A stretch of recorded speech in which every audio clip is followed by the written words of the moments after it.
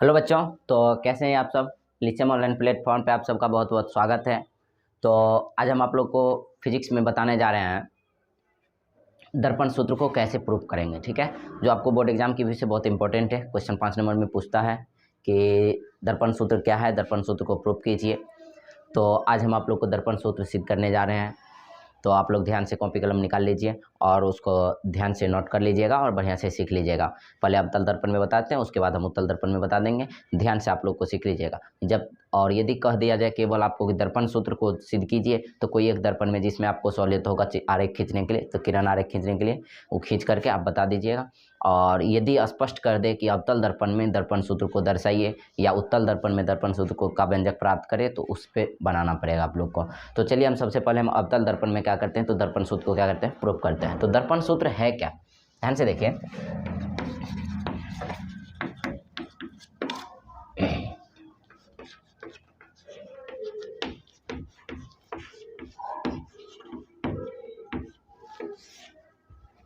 दर्पण सूत्र,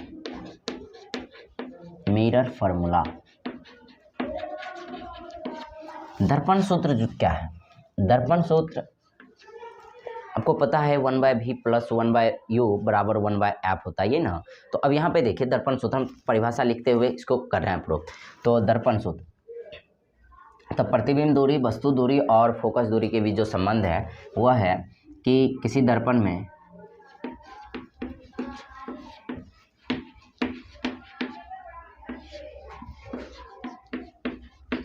प्रतिबिंब दूरी का गुणात्मक प्रतिलोम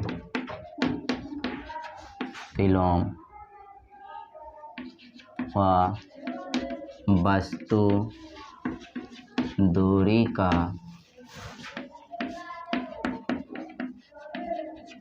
गुणात्मक प्रतिलोम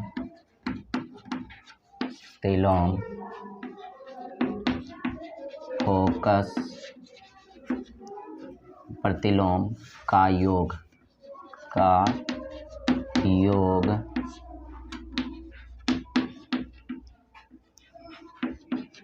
फोकस दूरी के गुणात्मक प्रतिलोम के बराबर होता है। ये तो क्या दर्पण सूत्र क्या है। 2 नंबर में यदि आपसे क्वेश्चन पूछेगा तो इस प्रकार से दर्पण किसी दर्पण में किसी दर्पण में प्रतिबिंब दूरी का गुणात्मक प्रतिलोम व वस्तु दूरी का गुणात्मक प्रतिलोम का योग मतलब जोड़ फोकस दूरी के गुणात्मक प्रतिलोम के बराबर होता है, जिसे हम क्या कहते हैं, जिसे दर्पण सूत्र कहा जाता है, मिरर फॉर्मूला। ठीक है, दैट इज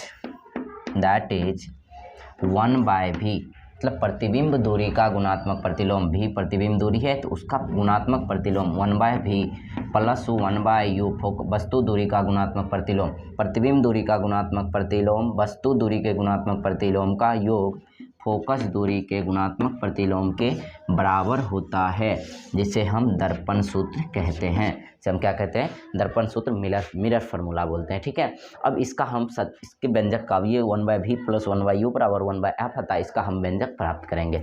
ठीक है, तो अब यहाँ पे देखिए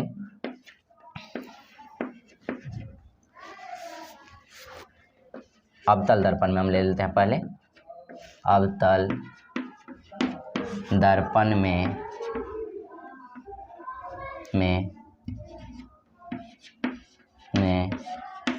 दर्पण सूत्र का कौन चीज, व्यंजक। ठीक है, अब अवतल दर्पण में दर्पण सूत्र का क्या करना, हमको व्यंजक प्राप्त करना। अवतल दर्पण में कनकैव मिरर, कौन सा मिरर, कनकैव मिरर में हम क्या करेंगे, तो इसका व्यंजक प्राप्त करेंगे। सबसे पहले इसका हम किरण आरेख खींच लेते हैं। तो किरण आरेख खींच लीजिए, पहले इसको आप लोग नोट कर लीजिए, तो इसके बाद इसको मिटा करके लिखेंगे। चलिए, तो शुरू करते हैं व्यंजक का, दर्पण सूत्र का व्यंजक। तो ले लेते हैं हम पहले अवतल दर्पण में। कौन सा दर्पण? अवतल दर्पण, ठीक है। इसे कहते हैं कनकैव मिरर, ठीक है। कनकैव मिरर में तो सबसे पहले हम किरण आरेख खींच लेते हैं कनकैव मिरर का। कनकैव मिरर में देखिए दर्पण सूत्र के लिए क्या करते हैं, तो एक एम डैश एक अवतल दर्पण ले लिए। कौन सा दर्पण? एम डैश एक हम अवतल दर्पण ले लिए, ठीक है। अब देखिए ध्यान से, ये अवतल दर्पण में किरण आरेख खींचने के लिए आपको पता है ये इस दर्पण का ध्रुव है, ये मुख अक्ष है। मुख अक्ष पर हम क्या करते हैं, तो एक बस मतलब वस्तु को जो है ना फोकस और वक्ता केंद्र के बीच रख, या अनंत और वक्ता केंद्र के बीच रख लेते हैं। वस्तु को कहाँ रख लेते हैं? ये इसका फोकस है, ये इसका वक्ता केंद्र है। सी वस्तु को क्या करते हैं, तो अवतल दर्पण के सामने मुख अक्ष पर कोई ए बी वस्तु लिए, कहीं भी रख के किरण आरेख खींच लेना है जिसमें स्पष्ट प्रतिबिंब बने उसका। तो अब देखिए, तो ए बी हम क्या किए, एक वस्तु ले लिए जो अवतल दर्पण के वक्रता केंद्र और अनंत के बीच है। अब क्या करेंगे, तो इसका हम प्रतिबिंब बना लेंगे। इसका हम क्या करते हैं, प्रतिबिंब बना लेते हैं। प्रतिबिंब बनाने के लिए क्या करते हैं, तो सबसे पहले किरण आरेख खींचने की शर्त आप लोग को बताए हुए हैं। तो मुख अक्ष के समांतर एक किरण भेजें, मुख अक्ष के समांतर क्या किए, एक किरण भेजें। तो दर्पण से परावर्तन के पश्चात किरण आरेख खींचने की 3 शर्त, जैसे आप लोग को पता है 4 शर्त। दर्पण में क्या था कि मुख अक्ष के समांतर आ रही किरणें, मुख अक्ष के समांतर, ध्यान से देख लीजिए, मुख अक्ष के समांतर आ रही किरणें दर्पण से परावर्तन के पश्चात मुख्य फोकस से गुजरती है या गुजरती हुई प्रतीत होती है। इसके बाद आप पढ़े थे कि फोकस से आ रही किरणें दर्पण से परावर्तन के पश्चात मुख अक्ष के समांतर हो जाती है। इसके बाद आप पढ़े थे ध्रुव पर आपतित किरणें समान कोण बना करके परावर्तित हो जाती है। इसके बाद आप पढ़े थे कि वक्रता केंद्र से आ रही किरणें दर्पण से परावर्तन के पश्चात वक्रता केंद्र से ही क्या होती है, गुजर जाती है। इस प्रकार से आप किरण आरेख खींचने की 4 शर्त पढ़े हुए थे। अब यहाँ पे ध्यान से देखिए, तो मुख अक्ष के समांतर किरण को गुजारे हैं, वह दर्पण से परावर्तन के पश्चात कहाँ से गुजर जाएगा, मुख्य फोकस से गुजर जाएगा। अब देखिए ध्यान से, ये हो गया परावर्तित किरण।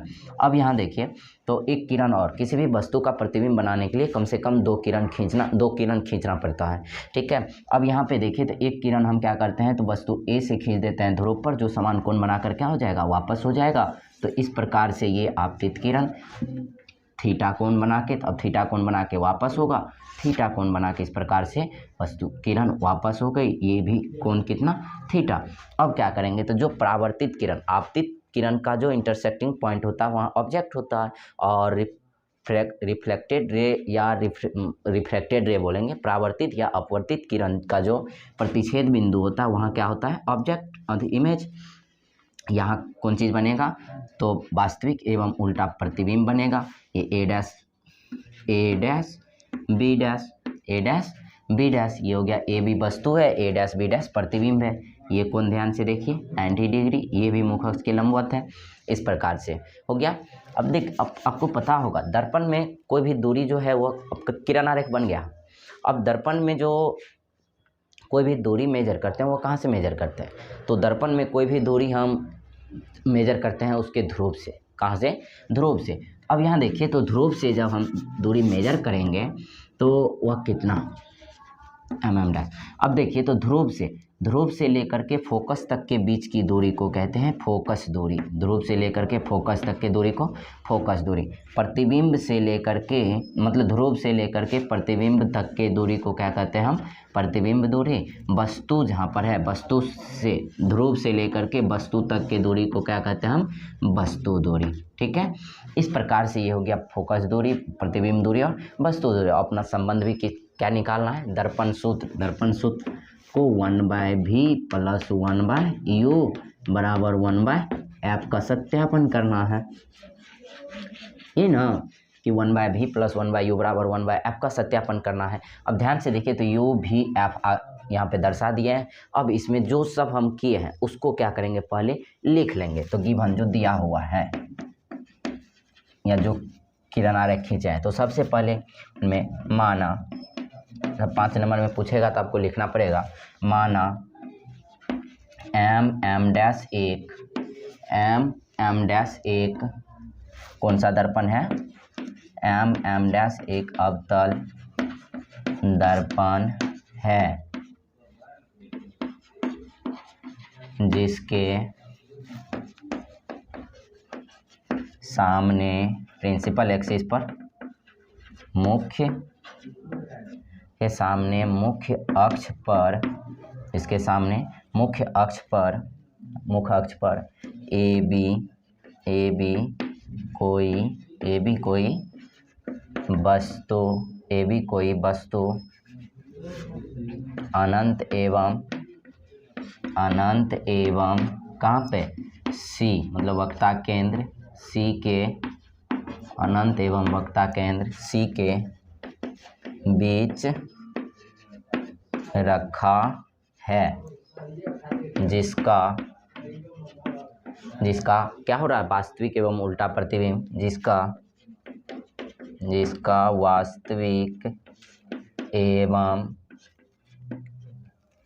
वास्तविक एवं उल्टा प्रतिबिंब, बताइए कहाँ बन रहा है, वास्तविक एवं उल्टा प्रतिबिंब सी और एफ के बीच बनता है।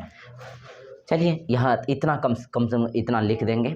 अब यहाँ पे ये है कि ध्रुव से एफ के बीच, फोकस के बीच की फोकस दूरी एफ है, ध्रुव से लेकर के वक्ता के अधिक प्रतिबिंब तक की दूरी, प्रतिबिंब दूरी भी है, और वस्तु दूरी कितना है, यू है। इस प्रकार से चलिए अब यहाँ ध्यान से देखिए, आपको त्रिकोण में अधिक त्रिभुज में आप लोग पढ़े होगा मैथ में समरूपता पढ़े थे कि एक त्रिभुज की समरूपता का अलग अलग शर्त था कि किसी समरूप त्रिभुज में क्या, जब दो त्रिभुज समरूप होते हैं तो उनके संगत कोण आपस में बराबर होते हैं और संगत भुजाएं एक ही अनुपात में होता है, ठीक है। तो अब यहाँ पे हम समरूपता की मदद से क्या करेंगे, तो दो त्रिभुज को समरूप करेंगे और फिर उसके भुजा को समानुपाती करके हमको 1/v + 1/u बराबर 1/f लाना है, ठीक है। तो ध्यान से आप लोग देखते रहिए। चलिए तो यहाँ पर हम क्या करेंगे, तो दो त्रिभुज सबसे पहले कंसीडर करेंगे। अब यहाँ पे देखिए कौन कौन त्रिभुज लेंगे, तो ध्यान से देखिए। तो यहाँ पे हम जैसे सबसे पहले जो त्रिभुज की समरूपता से लेंगे, तो इसमें दो त्रिभुज को समरूप करेंगे पहले। तो ए बी पी एक त्रिभुज लेंगे ए बी पी, और दूसरा त्रिभुज लेंगे A dash B dash P, A B P और A dash B dash P. चलिए इन दोनों त्रिभुज को समरूप करते हैं, और समरूप करने के लिए कसौटी आपको पता है, समरूपता का कसौटी जो था, समरूपता कसौटी जो त्रिभुज को समरूप करने की जो कसौटी था वह था जैसे ए समरूपता, ए समरूपता, इसके बाद आपको था, इसके बाद समरूपता कसौटी था ए समरूपता, ए समरूपता, तीसरा था एस समरूपता। इस प्रकार से ये समरूपता कसौटी था। और उसके बाद क्लास 9th में आप लोग पढ़े होइएगा सर्वांग समता कसौटी। तो यहाँ भी हम समरूपता कसौटी की मदद से करेंगे। अब तो चलिए ध्यान से देखिए, तो यहाँ हम त्रिभुज लेंगे,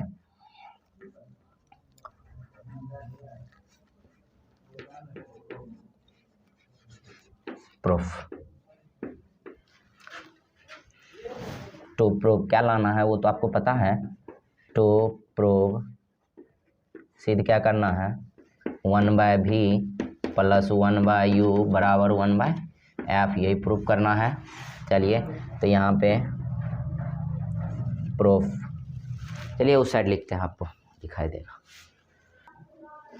चलिए तो यहाँ पे त्रिभुज कंसीडर करिए कि सबसे पहले हम त्रिभुज ले लेते हैं ए डैश बी डैश पी, ए डैश बी डैश पी एवं त्रिभुज ए बी पी, त्रिभुज ए बी पी इन दोनों त्रिभुज को समरूप करना है। तो समरूपता कसौटी के लिए आपको बताए थे, समरूपता कसौटी या तो यदि एक त्रिभुज का दो कोण संगत दूसरे त्रिभुज के दो कोण के बराबर हो जाता है तो दोनों त्रिभुज आपस में समरूप होते हैं, ठीक है। और जब ये दो त्रिभुज समरूप हो जाएगा तो उनकी संगत कोण बराबर हो जाएगा और संगत भुजा एक के अनुपात में होता है। तो यहाँ पे हमको संगत भुजा समानुपाती करना है, ठीक है।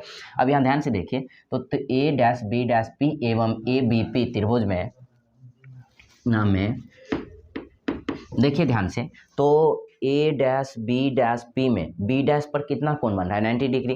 तो यहाँ पे हम लिख सकते हैं कोण ए डैश बी डैश पी बराबर कोण ए बी पी। इधर देखिए बी डैश पर और बी पर कितना का कोण बन रहा है 90 डिग्री का, तो यहाँ लिख लेंगे कितना 90 डिग्री से।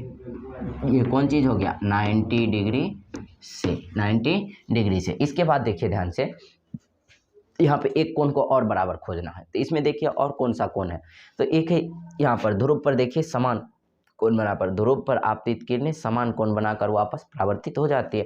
तो यहाँ पर ये कोण कितना हो जाएगा परावर्तन के नियमानुसार, यहाँ लिख लेंगे कोण ए डैश पी बी डैश बराबर कोण ए पी बी। यहाँ क्या लिख लेंगे परावर्तन के कौन चीज नियमानुसार, परावर्तन के नियमानुसार। तो दो कोण बराबर हो गया, तो यहाँ पे क्या लिखेंगे त्रिभुज ए डैश बी डैश पी समरूप होगा, सिमिलर होगा किसका त्रिभुज ए बी पी का, और ये कहाँ से तो लिखेंगे ए समरूपता से, कहाँ से ए समरूपता से। अब देखिए ध्यान से जब दो त्रिभुज समरूप होते हैं तो उसकी संगत भुजाएं समानुपात में होते हैं। तो यहाँ से संगत भुजा समानुपाती जो जिसका जरूरत है वही लेंगे। यहाँ पे हमको ए पी या ए डैश पी का रेशियो का जरूरत नहीं है। अभी यहाँ पे हम जैसे कि ए इधर से लेंगे ए डैश बी डैश, तो इधर क्या आएगा ए बी। इधर से देखिए ना हमको संगत भुजा समानुपाती करेंगे ए डैश बी डैश बट्टे कितना हो जाएगा इधर से A B, A dash B dash बटे ए बी बराबर बोलिए तो बराबर देखिए इधर से हमको बी डैश पी, तो जब बी डैश पी लेंगे बी डैश पी तो इधर से क्या आएगा इधर से आएगा बी पी। इसको हम लिख लेते हैं भुजा समानुपाती, कौन चीज भुजा समानुपाती से। इसको समीकरण मान लीजिए फर्स्ट, इसको क्या मान लीजिए समीकरण मान लीजिए फर्स्ट। अब ध्यान से देखिए अगेन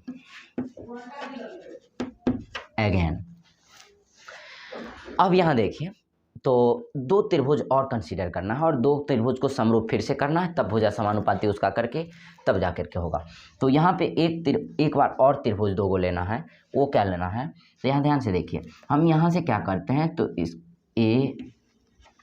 इस पॉइंट का नाम दे दीजिए, चलिए ये एम था ये ओ। अब ध्यान से देखिए ओ से हम क्या करते हैं तो एक लंब खींच देते हैं, ओ से क्या करते हैं हम एक लंब खींच देते हैं। तो ये इसका नाम हम दे देते हैं पी डैश, क्या नाम दे दिए पी डैश। तो ओ पी डैश एक हम क्या किए मुख अक्ष पर लंब खींचे। अब ध्यान से देखिए तो जितना ए बी है दो समांतर रेखा के बीच का दूरी हमेशा बराबर होता, तो ये जितना ए बी है उतना ही ये क्या हो जाएगा ओ पी डैश हो जाएगा, क्या हो जाएगा ओ पी डैश हो जाएगा। अब ध्यान से देखिए तो यहाँ त्रिभुज हमारे पास दो त्रिभुज फिर से बन रहा है, एक हम ले लेंगे यहाँ पे देखिए पहले A dash B dash F, एक त्रिभुज लेना है A dash B dash F एवं एक त्रिभुज लेना है A dash B dash F हो गया। इसके बाद एक त्रिभुज लेना है O P dash F, O P dash F, एक त्रिभुज लेना है A dash B dash F और एक त्रिभुज लेना है O P dash F, O P dash F. अब दोनों त्रिभुज को फिर से समरूप करना। अब ध्यान से देखिए तो यहाँ पे 90 बन रहा है, यहाँ पर भी ओ पी डैश पे कितना 90 का कोण बन रहा है, तो यहाँ लिखेंगे कोण ए डैश बी डैश एफ बराबर कोण ओ पी डैश एफ, कहाँ से तो यहाँ लिख लेंगे 90 डिग्री से, कहाँ से 90 डिग्री से। इसके बाद बताइए, इसके बाद ध्यान से देखिए, ये कोण जो है यहाँ पे, ये कोण इसके बराबर होगा। कहिएगा कहाँ से, तो शीर्षाभिमुख कोण से या वर्टिकली अपोजिट एंगल। तो यहाँ लिखेंगे कौन चीज़, यहाँ लिखेंगे ए डैश एफ बी डैश बराबर कोण ओ एफ पी डैश। ये कहाँ से, भी ओ ए, वर्टिकली अपोजिट एंगल, जिसको कहते हैं शीर्षाभिमुख या सम्मुख कोण से। अब बताए दो कोण बराबर, तो फिर दोनों त्रिभुज क्या हो जाएगा, त्रिभुज ए डैश बी डैश एफ समरूप हो जाएंगे त्रिभुज ओ पी डैश एफ का। कहाँ से, ए ए समरूपता से, ए समरूपता से। ठीक है, अब देखिए, तो ये त्रिभुज फिर समरूप हो गया। अब इसके संगत भुजा को समानुपाती कर लेंगे। संगत भुजा समानुपाती इसका कैसे करेंगे, यहाँ देखिए, इधर से लेंगे ए डैश बी डैश, तो इधर से क्या आएगा, ओ पी डैश बराबर, बोलिए, इधर से जैसे हम लेंगे बी डैश एफ, तो बी डैश एफ तो बराबर इधर हो जाएगा पी डैश, इधर हो जाएगा पी डैश एफ। इसको ये कहाँ से लिखे, ये भी भुजा समानुपाती से। कहाँ से लिखे, भुजा समानुपाती से। अब ध्यान से देखिए, ये भुजा समानुपाती से इतना लिख दिए। अब यहाँ पे हम थोड़ा सा इसको अब चेंज करेंगे।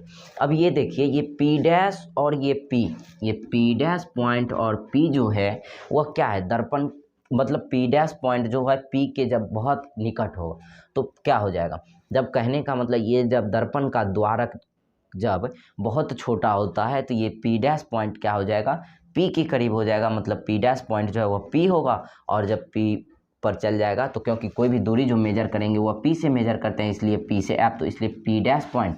तो यहाँ एक लाइन आपको लिखना पड़ेगा कि जब, यहाँ एक लाइन लिखेंगे, जब दर्पण का द्वारक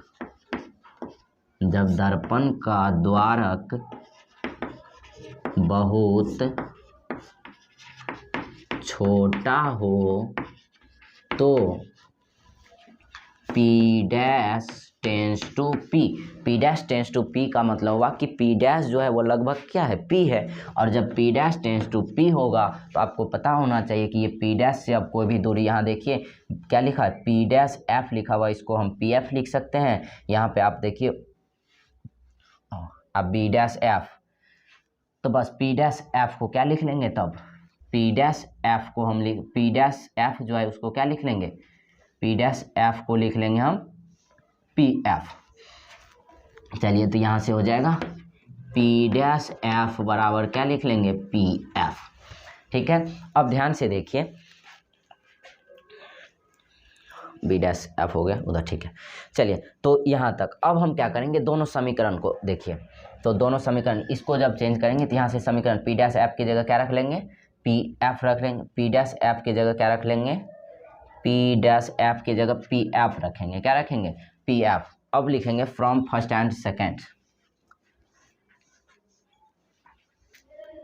चलिए, तो एक बार आप लोग क्या कीजिए, तो इसको नोट कर लीजिए और यहाँ तक नोट कीजिए। इसके बाद हम आगे सॉल्व करते हैं। अब समीकरण 1 और 2 को लेकर के अब यहाँ से चलेंगे, आगे बढ़ेंगे।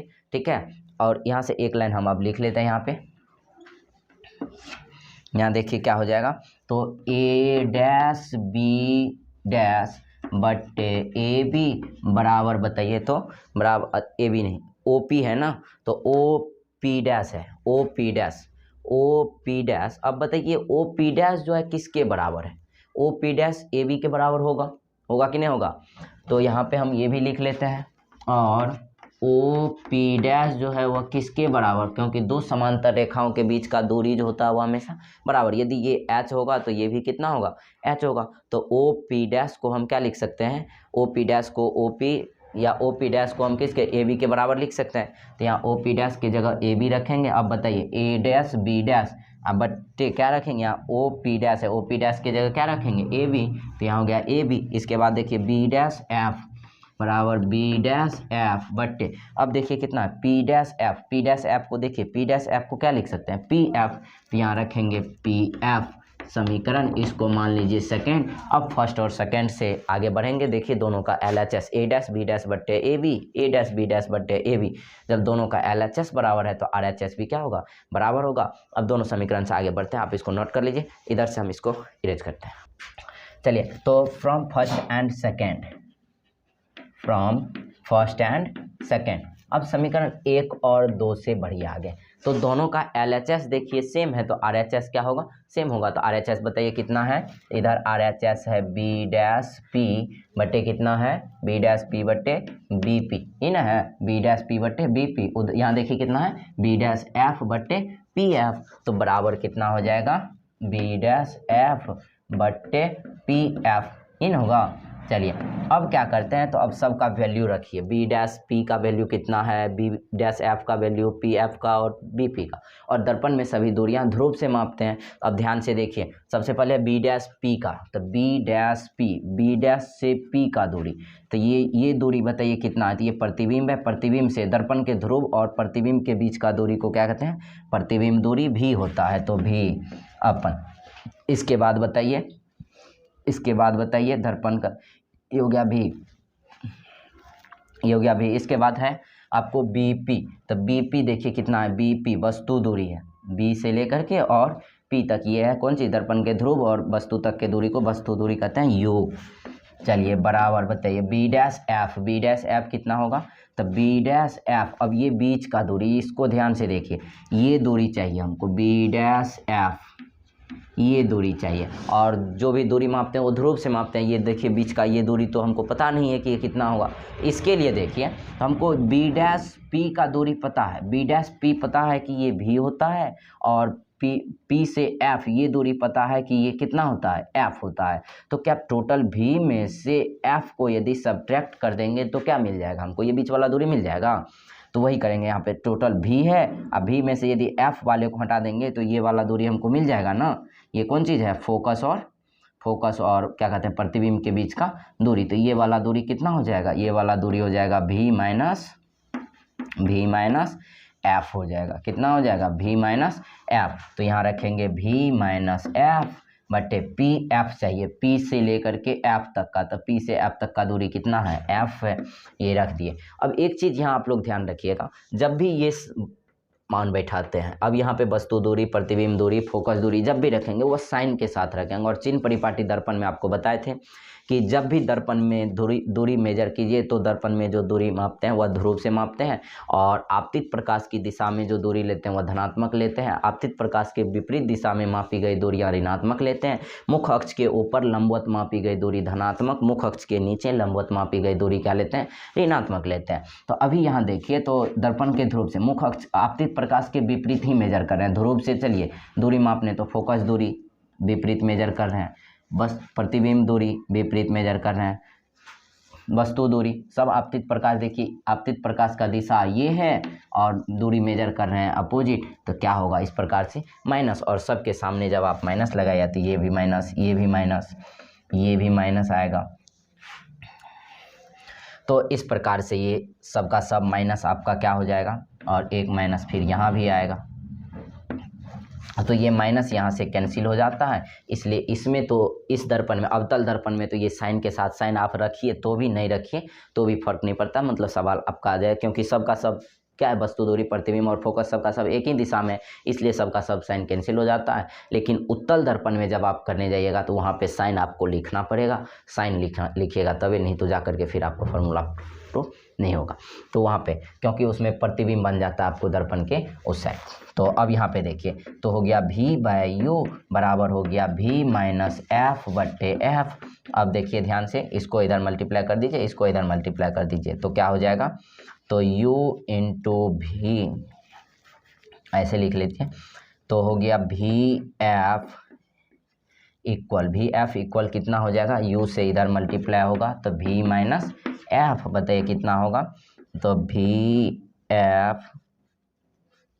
वी एफ बराबर हो जाएगा u v minus U F. अब क्या करते हैं, तो ये माइनस में देखिए यू एफ इधर माइनस में, इसको क्या करते हैं हम इस साइड ला लेते हैं, तो यहाँ हो जाएगा वी एफ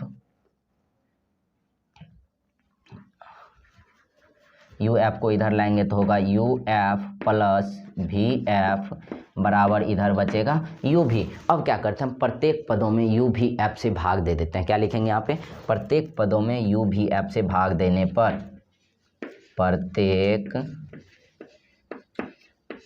पदों में यू भी एफ से क्या करने पर, भाग देने पर, क्योंकि देखिए ना हमको 1/v चाहिए। अब यहाँ पे यू भी एफ से जब प्रत्येक पदों में भाग देंगे तो यू एफ बट्टे हो जाएगा यू भी एफ प्लस हो जाएगा भी एफ बट्टे यू भी एफ बराबर यू भी बट्टे हो जाएगा यू भी एफ। यहाँ से देखिए यू एफ से यू एफ गया, भी एफ से भी एफ गया, यू भी से यू भी गया। देखिए यहाँ पे बचा क्या, तो 1/v 1/v प्लस यहाँ देखिए क्या बचा 1/u, क्या बचा 1/u, यहाँ देखिए क्या बचा 1/f। तो इस प्रकार से देखिए आपको प्रूफ क्या करना था, तो दर्पण सूत्र 1/v प्लस 1/u बराबर 1/f यही लाना था। तो इस प्रकार से ये अवतल दर्पण में आपका दर्पण सूत्र प्रूफ हुआ। और ये क्लास 10th में आपको 5 नंबर में पूछता है, बहुत ही इंपॉर्टेंट क्वेश्चन है, बहुत ही इंपॉर्टेंट थ्योरम है, मतलब ये व्यंजक है एक्सप्रेशन। इसको बढ़िया से आप लोग क्या कीजिए तो सीख लीजिए, ठीक है। अब हम उत्तल दर्पण में इसका किरण आरेख खींच देते हैं, ये आप लोग फिर से कीजिएगा, इसको बताते हैं उत्तल दर्पण में। तो इसको बढ़िया से आप लोग नोट करके 2 बार 3 बार प्रैक्टिस कर लीजिए। चलिए धन्यवाद।